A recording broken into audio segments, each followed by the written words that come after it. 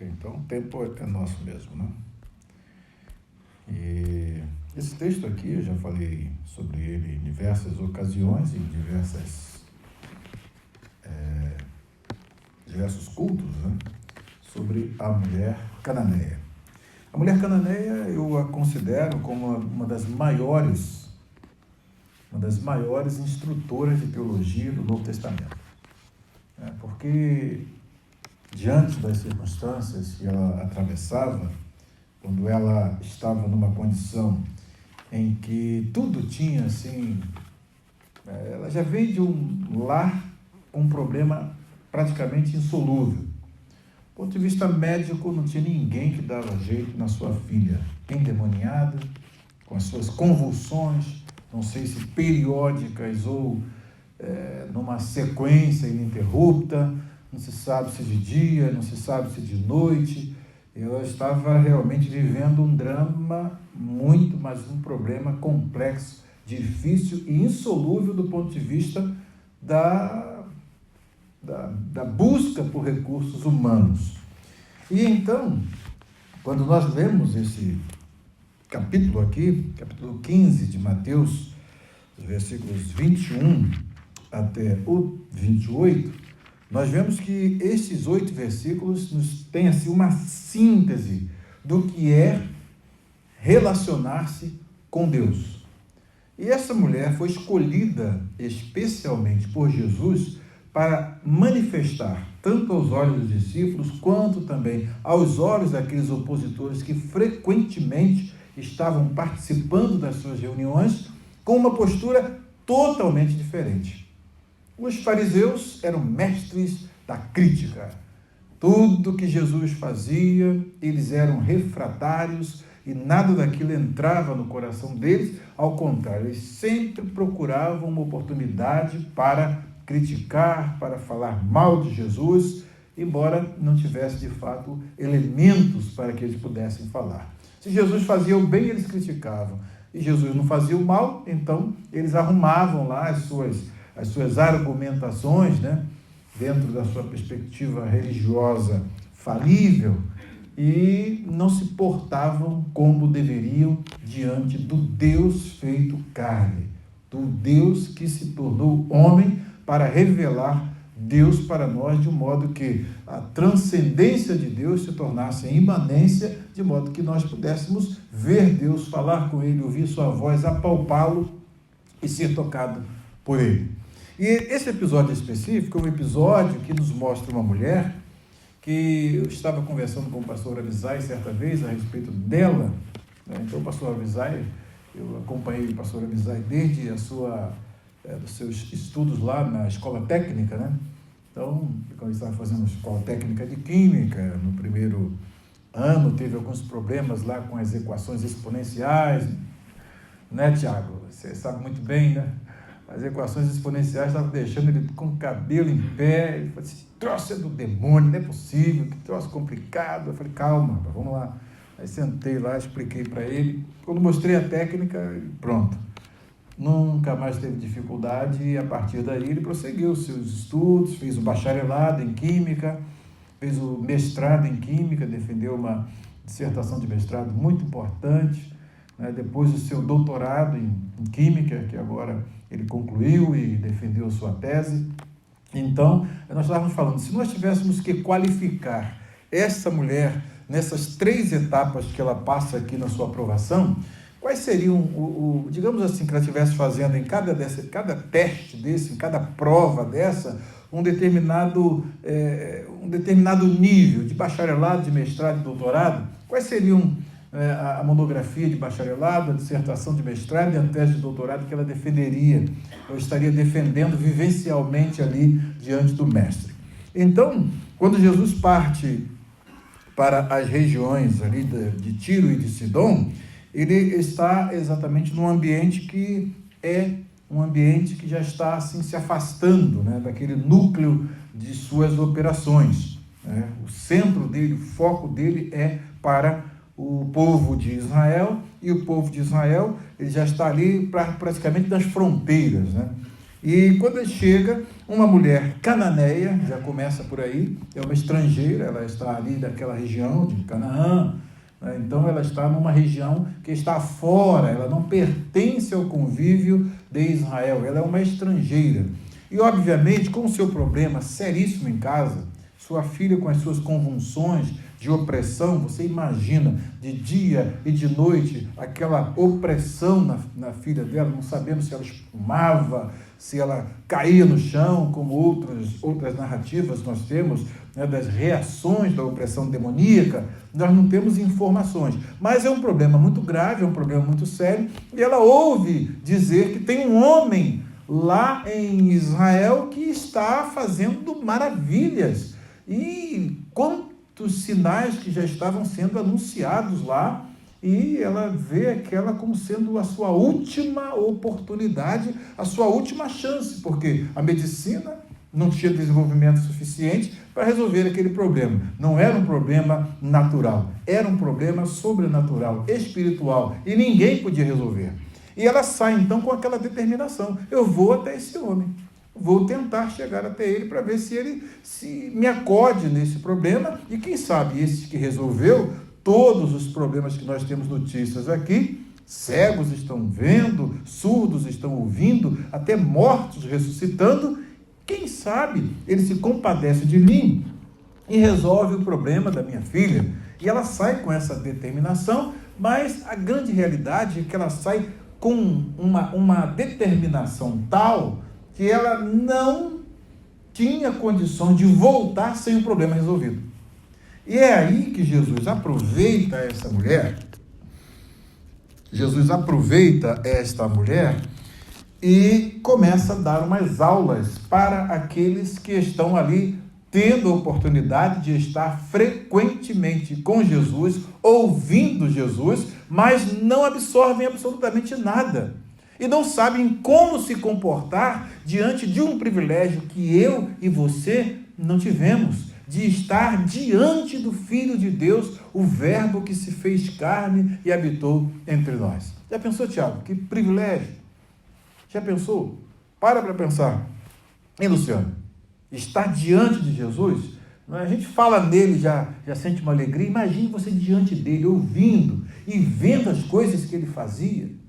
Já imaginou? Aí as pessoas estavam ali, mas ninguém desse grupo de refratários, ninguém absorvia aquilo que Jesus falava. Aí então Jesus escolhe, na sua sabedoria, obviamente, o problema está criado lá, ele dá, o Espírito Santo, obviamente, dá um impulso a essa mulher para que ela venha a ele, porque tem aulas para ministrar para aquelas pessoas que ali estão e para ministrar para nós. Quando os problemas às vezes são difíceis, quando os problemas às vezes são complicados, como é que nós devemos nos portar e como é que nós devemos buscar a Deus? E o primeiro estágio aqui é que, diz o texto, eis que uma mulher cananeia, que saíra daquelas cercanias, clamou dizendo: Senhor, filho de Davi, tem misericórdia de mim, que minha filha está miseravelmente endemoniada. Primeira palavra que ela diz para Jesus é Senhor. Ora, quando é que um fariseu ia chegar e dizer Senhor para Jesus? Às vezes dizia mestre, mas ele não estudou aqui com os nossos rabinos, não é lá aquele grande mestre, não. Ele se diz mestre. Ela não, já chegou com a convicção diante de quem ela estava. Então ela, primeiro, Senhor. Segundo, embora cananeia, estava instruída a respeito daquilo que os profetas e os salmos indicavam quanto à linhagem desse que agora, diante de todo mundo, estava sendo declarado filho de Davi. Ela conhecia que Davi, é um ancestral do Messias. E ela então dá esse segundo título. E logo em seguida, ela faz o quê? Ela reconhece Jesus como Senhor, como filho de Davi, e faz um pedido que só se faz a alguém que realmente ela tem convicção de que é Deus. Tem misericórdia de mim. Ninguém chega e pede misericórdia, né? Às vezes, como um pedido de clemência que acontece quando alguém está condenado a uma pena, então um governador aqui, por exemplo, o governador ou o presidente pode, um ato de clemência, anular a pena de morte de uma pessoa e coisas assim. Mas nesse caso específico, ela chega para Jesus e pede, na convicção de que ele é Senhor, de que ele é filho de Davi, e diz: tem misericórdia de mim. Ela abre o espaço, aí então coloca o seu problema. Minha filha está miseravelmente endemoniada. Ela qualifica, ela não está apenas endemoniada, ela está miseravelmente endemoniada, que ela está descrevendo tudo que ela tem passado com essa filha. Tudo, todos os problemas, todos os contratempos. Não se sabe o que essa menina fazia quando manifestava aquelas hostes infernais na sua vida, né? Então ela coloca isso diante de Jesus. E o primeiro tópico que é que eu e o pastor Abisai, nós estávamos pensando, aí eu dei uma sugestão. Que tal, nessa primeira fase aqui, nós qualificarmos como? Veja bem o que acontece logo em seguida. Qual é a primeira reação de Jesus? Mas ele não lhe respondeu palavra.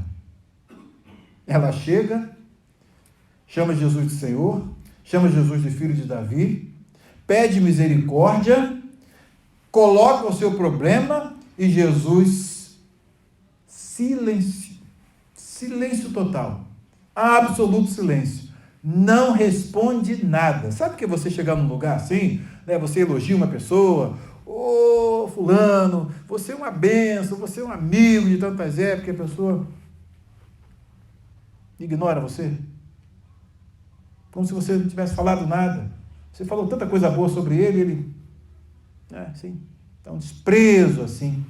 Nesse momento de desprezo, o que Jesus está testando? Primeiro, Jesus sabe o que está fazendo. E sabe quem ele está provando. E sabe do jeito que ele está provando. Se ele prova, um fariseu que tivesse uma necessidade dessa, com um problema desse, como aquele grande Jairo, né? Chegou com um problemão lá e chegou direito, sabe como chegar diante de Deus. Esta mulher foi escolhida para ministrar aulas àqueles. Vocês estão vendo aí? Se fosse você, já iam dizer: você é um grosso, você é um estúpido, você não está vendo que eu estou gritando, estou com um problema aqui. O silêncio de Jesus, o silêncio de Jesus faz com que ela fique quietinha lá. Ela já colocou, ele sabe que ele ouviu, não é? E os seus discípulos ainda, para complementar o silêncio que dá assim, uma ideia de desprezo, não é? Jesus desprezando aquela mulher, e os discípulos colocam pilha, né? Os seus discípulos, chegando ao pé dele, junto dele, rogaram-lhe dizendo: despede, manda essa mulher embora, que vem gritando atrás de nós. Que coisa incoerente, perturbando a gente. Nós temos aqui coisas tão importantes para fazer. Vem essa cananeia, já vem a discriminação ali, porque ela é uma estrangeira. E ainda vem gritando atrás de nós, né? Porque ela não chega, o mestre, então, não chega aí. Senhor, filho de Davi, tem misericórdia de mim, que minha filha está terrivelmente endemoniada. No meio de todo mundo, gritando, né? Sem ética, sem princípio. É a dor dela, é o problema dela. O foco dela é: eu estou com a minha filha nessa condição e eu preciso que Jesus me atenda. E só Ele pode me atender. Não é? É bom quando a gente chega assim num problema que a gente não tem nenhuma forma de buscar recursos, né? E aí o que acontece? Quando a gente sabe que tem o último recurso, que na realidade às vezes deveria ser o primeiro, né? Quase sempre as pessoas deixam o primeiro recurso às vezes para o último recurso, mas Jesus tem que ser o primeiro recurso. E ela vai e clama, e os discípulos dão aquela incentivada para Jesus, né? Manda essa mulher embora, despede-a, né? Manda ela embora. E esse primeiro episódio aqui, eu e o pastor Abisai, eu estava ali e coloquei assim o título. Digamos que ela está agora defendendo a monografia nesse primeiro estágio aí. Vai ser uma bacharel em teologia. Vamos ver se ela passa aí, se Jesus vai aprová-la nesse primeiro teste. Eu coloquei aqui: a indispensabilidade da manutenção do foco no senhorio divino, mesmo em face ao aparente desprezo de Deus ao orante, em situações de extrema aflição. Ou seja, ainda que pareça que Jesus está desprezando, todo o cenário está mostrando que ele, aparentemente está desprezando essa mulher, entretanto, ela mantém o foco. Ela não perde o foco no senhorio, ela sabe que ele é Deus, ela sabe que ele é o único que pode resolver o problema dela, e ela está assim, independentemente do que aconteça aqui, eu preciso que ele me abençoe. Ele pode fazer o que quiser. Que espírito dessa mulher, que determinação, que visão. Está diante de um problema, sabe que só Jesus pode resolver, então ela fica firme ali, a despeito desse silêncio que deve ser. Uma coisa, já pensou? Você chega num lugar assim, daqui a pouco, faz uma cara assim de desprezo, como se menosprezando, como se você não fosse nada, e na realidade ela é uma cananeia, ela não é nada diante daqueles cenários de discípulos. Despega essa mulher, manda ela embora, que ela está perturbando e vem gritando atrás de nós. E ela então, diz aqui, mas eles, chegando aqui, despede o que vem gritando atrás de nós. E ele, respondendo, disse, bem, antes Jesus tivesse ficado calado, mas, depois da insistência dos discípulos para despedi-la, Jesus chega e diz, olha, eu não fui enviado, senão as ovelhas perdidas da casa de Israel. Entendeu? Meu negócio é com o meu povo aqui. Você não pertence a esse povo. O que você veio fazer aqui? A bênção é para eles, não é para você, não. Segunda etapa, hein? E aí, você passaria nessa? Você passaria nessa? Nesse segundo estágio, eu já dei um bacharelado com summa cum laude para ela ali na monografia dela, que ela não perdeu o foco, ela ficou focada no que ela foi buscar. E aí colocamos aqui, vamos agora, ela está no segundo estágio, que agora ficou o negócio mais pesado. Jesus quieto foi assim, agora depois que ele fala, ainda fala isso, não, você não tem nada a ver com a gente aqui não. O que você veio fazer aqui? O que você está fazendo aqui? Eu só fui enviado para as ovelhas perdidas da casa de Israel. Você não pertence à casa de Israel, o que você veio fazer aqui? A bênção não é para você não. E aí, Ruth, mas o problema está lá, irmão, dentro de casa. E ela não pode sair dali sem a sua bênção. Ela não pode sair dali sem a sua bênção. Aí, então, nesse momento específico, o que ela diz? Ela chega para Jesus e se aproximou, estava vindo correndo atrás, gritando, Aí ela se aproximou, quando Jesus diz, olha, se dirige a ela, antes era melhor ele não tinha dito nada. Eu não fui enviado senão as ovelhas perdidas da casa de Israel. Aí ela faz o quê? Chegou, diz aqui. Ela chegou e adorou. Ela se prostra no chão e adora. Ela desce lá embaixo, vai lá no chão, numa reverência, como se faz adoração a Deus. Olha aqui, a visão dessa mulher, cananeia, hein? Olha a visão que o Espírito Santo deu a essa mulher. E ela se prostra ali e dirige duas palavras assim para ele. Diz, Senhor, socorre. Aí, parece que acabou, Parece que acabou a prova. Eu coloquei aqui bem, agora ela está defendendo a sua dissertação de mestrado. E nós vemos o que aqui? A antecipação do desvendamento pleno da introdução dos gentios no âmbito das promessas abraâmicas. Esta mulher já está aqui antecipando aquilo que vai acontecer depois que isso vai sair, esse evangelho vai sair do âmbito ali, primeiro de Israel, e vai atingir a todas as nações, conforme a promessa que Deus fez a Abraão, que em ti serão benditas todas as famílias da terra. Era então, como Jesus vem com foco primário na nação de Israel, como cananeia, ela entra ali e passa a ser o quê? Um protótipo daquilo que os gentios vão obter. E depois os gentios vão se tornar a maioria, hein? Quem podia prever? Mas no momento daquele em que Jesus está trabalhando com as ovelhas perdidas da casa de Israel, e muitas delas fazendo pouco caso da presença de Jesus, e os seus líderes lá fazendo pouco caso daquilo que Jesus, dessa presença maravilhosa que estava no meio deles, essa mulher vem de fora para ensinar para eles. E aí ela não perde o foco e diz assim, e aí eu coloquei a necessidade imperativa de orante aquele que está em extrema necessidade, quedar-se em adoração a Deus a despeito das suas perplexidades na provação. Porque Jesus, primeiro, dá um silêncio. Segundo, diz, isso não é para você. Essa bênção não é para você. Ou seja, você que fica com a sua filha doente lá. É como se ele estivesse dizendo isso. É só as ovelhas. Se eu fosse um oprimido daqui de Israel, eu ia lá e resolvia o problema. Eu estou resolvendo aqui, mas você não faz parte. E ela, simplesmente, a segunda vez, Senhor, socorre. Aí, o próximo passo, né, Jesus dá mais uma resposta. E essa é a pior de todas. Aí ela é um doutoradozinho para ela, aí, se ela passar. Diz assim, ele, porém, respondendo, disse, não é bom para pegar o pão dos filhos, tá, e deitá-los, lançá-los aos cachorrinhos. Aí, se passar nessa, é doutorado em teologia.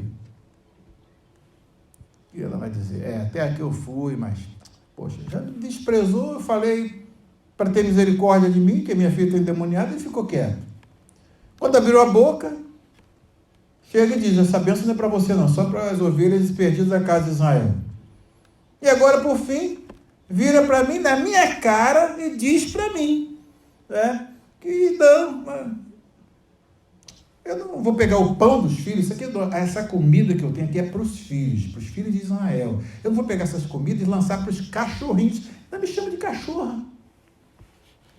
Aí é muita humilhação.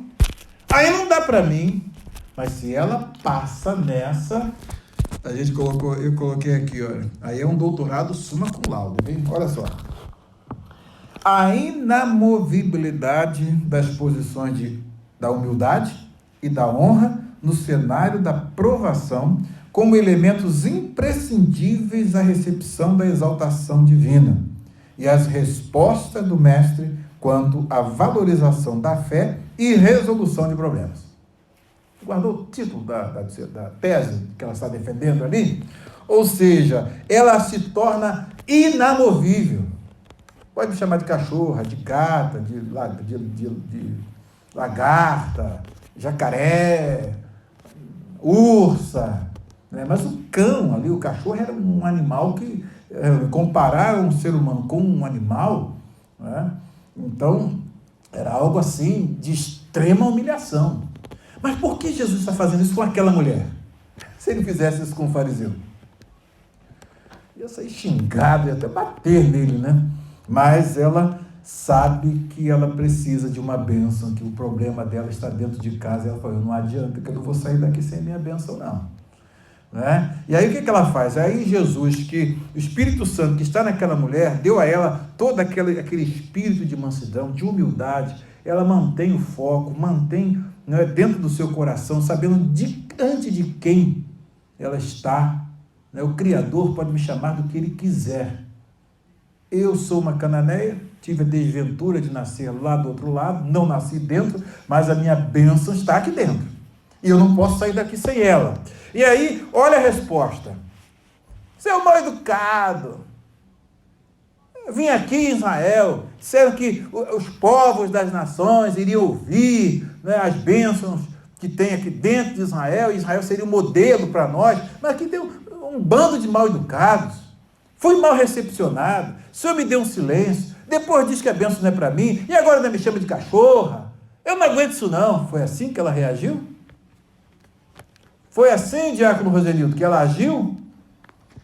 Aí ela, quando Jesus bota a cara dela no chão, ela já estava prostrada, em rosto em terra, adorando. Aí Jesus esfrega a cara dela no chão para dizer, olha, é assim que vocês têm que lidar com Deus. Está vendo, seu fariseu? O que ela diz? Ela chega e diz, sim, Senhor. terceira vez, não perdeu o foco diante de quem ela estava. Sim, Senhor, mas também os cachorrinhos comem das migalhas que caem da mesa dos seus senhores. Aí vem aquele cenário, todo mundo lá, né? Lembrando, comendo, daqui a pouco um cachorrinho está lá, joga um pãozinho para ele, joga um pedacinho de osso para ele lá, alguma coisa, e ele vai e pega, né? E ela faz exatamente essa lembrança. Ela é chamada de cachorrinho, mas diz, cachorro também come, Senhor.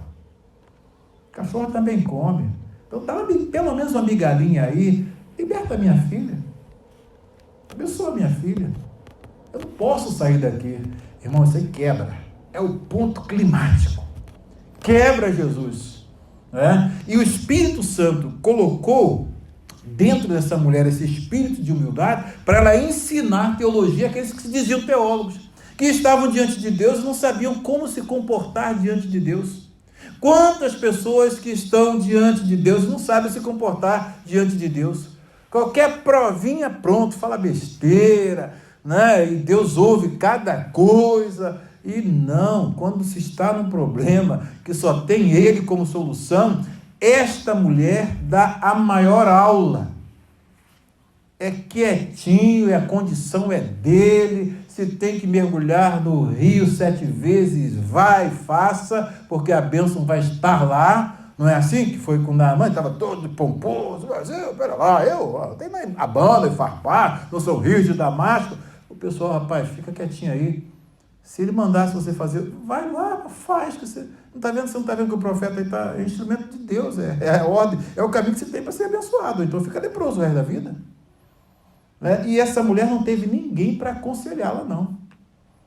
O Naamã ainda teve a oportunidade, né, de ser aconselhado. Esta mulher não, mas o Espírito Santo trabalhando na sua vida deu essa última, ela deu checkmate num jogo que parecia que estava totalmente perdido.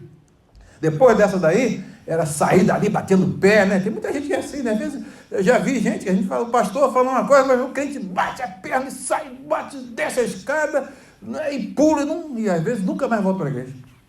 Só porque ouviu uma coisinha. E se passa por um teste desse, para testar a humildade, para testar o foco, com quem você está lidando, é com o Senhor. Então, Ele é o Criador, eu sou a criatura. É Ele que diz o que eu sou como vaso. Não é? Ele que qualifica como eu sou, porque Ele me vê, e Ele diz, ó Senhor, sim, tudo bem, mas os cachorrinhos também comem das migalhas que caem da mesa dos seus senhores. Então, Jesus respondeu e disse-lhe, agora sim, tudo aquilo era uma encenação, só para testar. Jesus sabia quem estava testando, mas Ele sabia como ela iria reagir. Por quê? Porque o próprio Espírito Santo está dentro daquela mulher ali e dando aula para os filhos de Israel. Você está vendo como é que tem que reagir? Eu falo algumas coisas que eu não entendo, e abandona, todo mundo vai embora. Não, peraí, não é assim não, olha aqui, preste atenção. Aí ele diz, ó mulher, grande é a tua fé. Este é a primeira exaltação, grande é a tua fé. Ou seja, você não desistiu, no meu silêncio você não desistiu. Na minha primeira resposta, dizendo que a bênção não era para você, você não desistiu. Depois eu disse que a bênção era para os filhos e não era para os cachorrinhos. Eles não poderiam participar da mesa dos filhos. Você não se indignou, você aceitou e se comparou o cachorrinho conforme eu disse para você. Então, grande é a tua fé. E aí vem a bênção. Seja isto feito para contigo como tu desejas. Aprendeu a lição? Aprendeu como é que se lida com Deus? Um silêncio dele pode não significar nada. Uma resposta, às vezes, que ele dá assim, né, que parece que é um arranca-toco da sua vida, você fica meio estonteado, pode não ser exatamente o que ele está querendo dizer para você. Mas ele precisa te deixar numa condição para que ele possa dizer o que ele quer dizer para você. E o que ele faz com essa mulher? Ele moe, ele desce, ele faz ela descer até o ponto onde ele pode dizer, grande é a tua fé. Para qual dos discípulos Jesus disse isso? Só dizia, homem de pequena fé. Viam coisas as mais estupendas, homem de pequena fé. Por que duvidaste? Não é? Mas essa mulher recebe um título que Jesus não dá a ninguém. Primeiro, Jesus está falando com a mulher, um tabu ali que já se quebra de um modo que deixa todo mundo espantado, né? Porque falar com uma mulher em público era uma coisa assim, escandalosa na visão deles. E Jesus disse: ó mulher, grande é a tua fé, seja isso feito para contigo como tu desejas. E desde aquela hora, a sua filha ficou sã. Naquela hora, à distância, só uma palavra do mestre: seja feito conforme tu desejas. Demônio, sai. Jesus nem falou, só no pensamento. Tá ordenado, sai. Pronto, restaurou a menina lá e ela sai dali com uma grande estrutura de teologia, com bacharelado, mestrado e doutorado, viu? Tem aqui o título das teses dela. Deu lá a monografia, depois de bacharel veio o próximo teste mais difícil, né, que o grau vai dificultando, né? Aí um mestradozinho, no doutorado, agora eu quero ver se ela defende essa tese mesmo de humildade, se ela é humilde mesmo. E Jesus viu: Senhor, mas também os cachorrinhos comem das migalhas que caem da sua mesa. Está aprovado, né? Está aprovado, é doutora em teologia. Essa ensinou a todo mundo, e que nós possamos aprender essas lições e que o Senhor nos abençoe. Amém.